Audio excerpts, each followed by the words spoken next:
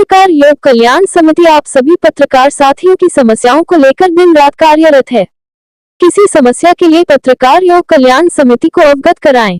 संगठन हमेशा आपके सहयोग के लिए तत्पर है।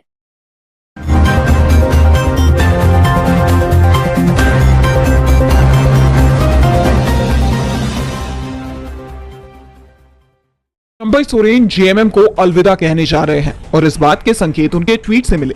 हालांकि उन्होंने साफ तौर पर इस बात का जिक्र तो नहीं किया कि वो किस पार्टी से हाथ मिला रहे हैं, लेकिन उनका ट्वीट इसी तरफ इशारा करता है कि उनके दिल्ली दौरे के पीछे की असली वजह यही है। जबकि इससे पहले चंपई सोरेन बार बार इन अटकलों को खारिज कर रहे थे।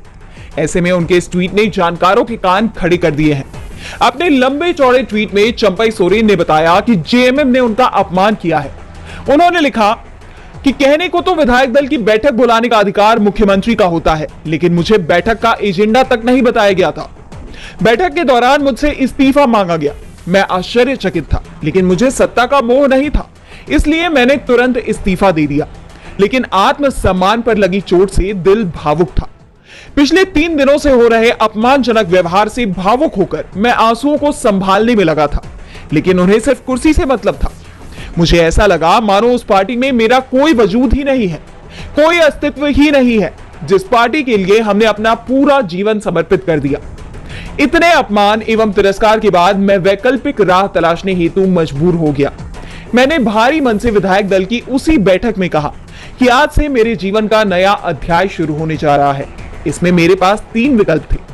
पहला, राजनीति से संन्यास लेना। दूसरा, अपना अलग संगठन खड़ा करना। और तीसरा, इस राह में अगर कोई साथी मिले तो उसके साथ आगे का सफर तय करना। सिर्फ यही नहीं, चंपई सोरेन ने कहा कि जिस पार्टी को हमने अपने खून पसीने से सींचा है, उसका नुकसान करने के बारे में तो कभी सोच भी नहीं सकते, लेकिन हालात ऐसे बना दिए गए हैं। यानी उन्होंने साफ तो नहीं लिखा, लेकिन उनके ट्वीट से यह साफ है कि वो जेएमएम से अलग हो रहे हैं, क्योंकि इससे पहले उन्होंने अपने सोशल मीडिया अकाउंट से भी जेएमएम हटा दिया। केंद्र सरकार ने 45 पदों पर लेटरल एंट्री से भर्ती के लिए विज्ञापन निकाला है, लेकिन ये विज्ञापन विवादों से घिर गया है। एक बार फिर सरकार पर आरक्षण और संविधान को खत्म करने के आरोप तेज हो गए हैं। इसे लेकर कांग्रेस सांसद राहुल गांधी ने ट्वीट किया। उन्होंने लिखा कि नरेंद्र मोदी संघ लोक सेवा आयोग की जगह राष्ट्रीय स्वयंसेवक संघ के जरिए लोक सेवकों की भर्ती कर संविधान पर हमला कर रहे हैं। केंद्र सरकार ने विभिन्न मंत्रालयों में महत्वपूर्ण पदों पर लेटरल एंट्री के जरिए भर्ती कर खुलेआम SC, ST और OBC वर्ग का आरक्षण छीना जा रहा है। यही नहीं, राहुल ने आरोप लगाया कि मैंने हमेशा कहा है कि टॉप ब्यूरोक्रेसी समेत देश के सभी शीर्ष पदों पर वंचितों का प्रतिनिधित्व नहीं है। उसे सुधारने के बजाय लेटरल एंट्री द्वारा उन्हें शीर्ष पदों से और दूर किया जा रहा है। ये UPSC की तैयारी कर रहे प्रतिभाशाली युवाओं के हक पर डाका और वंचितों के आरक्षण समेत सामाजिक न्याय की परिकल्पना पर चोट है। IAS का निजीकरण आरक्षण खत्म करने की मोदी की गारंटी है। वहीं RJD ने भी इसे लेकर ट्वीट किया कि जिन मूर्खों एवं उनके दलों को ये लगता था कि बीजेपी आरक्षण खत्म नहीं करेगी, उन्हें UPSC द्वारा जारी लेटरल एंट्री भर्ती का विज्ञापन देखना चाहिए। 45 पदों में SC, ST, OBC वर्ग के लोगों के लिए एक भी पद आरक्षित नहीं है। अरे भाई, इसी को कहते हैं आरक्षण और संविधान को खत्म करना। वहीं इसे लेकर लालू यादव ने कहा था कि वंचितों के अधिकारों पर NDA के लोग डाका डाल रहे हैं। कोलकाता के RG कर मेडिकल कॉलेज मामले में सुप्रीम कोर्ट की एंट्री हो गई है। स्वतः संज्ञान लेते हुए कोर्ट ने मामले को 3 जजों की बेंच के पास भेज दिया है। 9 अगस्त को ट्रेनी डॉक्टर के साथ हुए घिनौने अपराध के मामले में चीफ जस्टिस DY चंद्रचूड़ की अगुवाई में 3 जजों की बेंच मंगलवार को सुनवाई करेगी।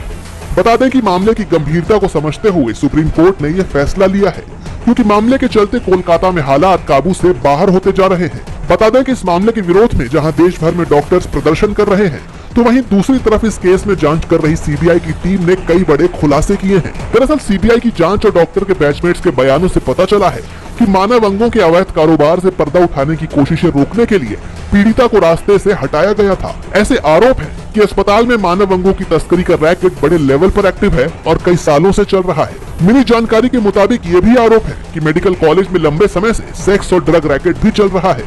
इन सब के अलावा इस मामले को 23 साल पहले हुई एक घटना से जोड़कर भी देखा जा रहा है। बता दें कि 2001 में कॉलेज के हॉस्टल में एक छात्र की जान चली गई थी।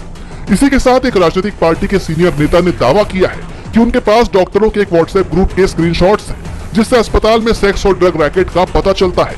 इसमें एक अन्य पार्टी के सीनियर नेता और उनके भतीजे का भी जिक्र है और फिलहाल CBI अधिकारी उनके खिलाफ पुख्ता सबूत जुटाने में लगे हुए हैं ताकि वो इन्हें गिरफ्तार कर सके।